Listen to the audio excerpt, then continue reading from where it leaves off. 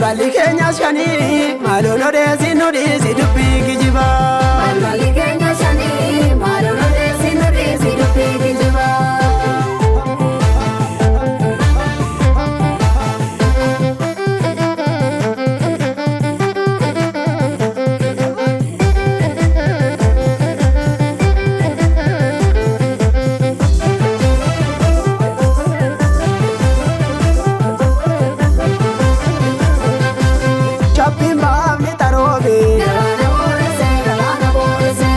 Chabbin kabaaf kibba roobe maalaan godhaa yalamii koo uummata yaadese chabbin jobii keessa roobe chabbin gindoo keessa roobe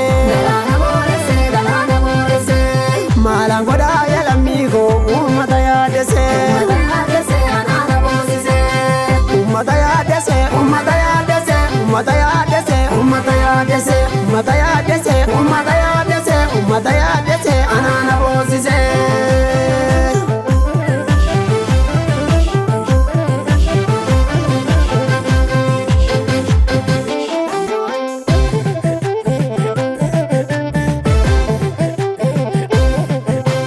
Naakabimmoo naakabi rambayi naakabimmoo naakabi rambayi rambayi kabarga.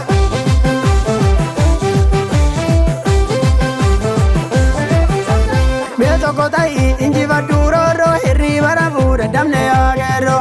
Tokko ta'i injifadhu roorroo hirriba rafuu dadhabne yaa qeerroo.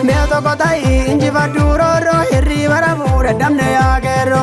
Tokko ta'i injifadhu roorroo hirriba rafuu dadhabne yaa qeerroo. Erguma bitaa mirga wallaallee hirriba rafuu dadhabne yaa qeerroo. wal barsiifachuu qabna jabaanne hirriba rafuu dadhabne yaa qeerroo. hayyuun Oromoo beekatu dhabame wallaala fi beekatu jingame hirriba rafuu dadhabne yaa qeerroo. leenji Oromoo bosona raase hirriba rafuu dadhabne yaa qeerroo. bakkuma jiru ka'ee wal kaase hirriba rafuu dadhabne yaa qeerroo. ol bayiidha biitoya gurree koo hirriba rafuu dadhabne yaa qeerroo. nuti obsine dadhabne roorroo hirriba rafuu dadhabne yaa qeerroo. leenji muratee bayeessin eegu hirriba rafuu dadhabne yaa qeerroo. goota bosonaati kana beeku hirriba rafuu dadhabne yaa qeerroo. oduun jaraa nurratti baate hirriba rafuu dadhabne yaa qeerroo. nutti kokkolbeettuma nu nyaate. hirriba rafuu dadhabne yaa qeerroo. Kirgodi baagodi kirgodi baagodi kirgodi baagodi kirgodi aha.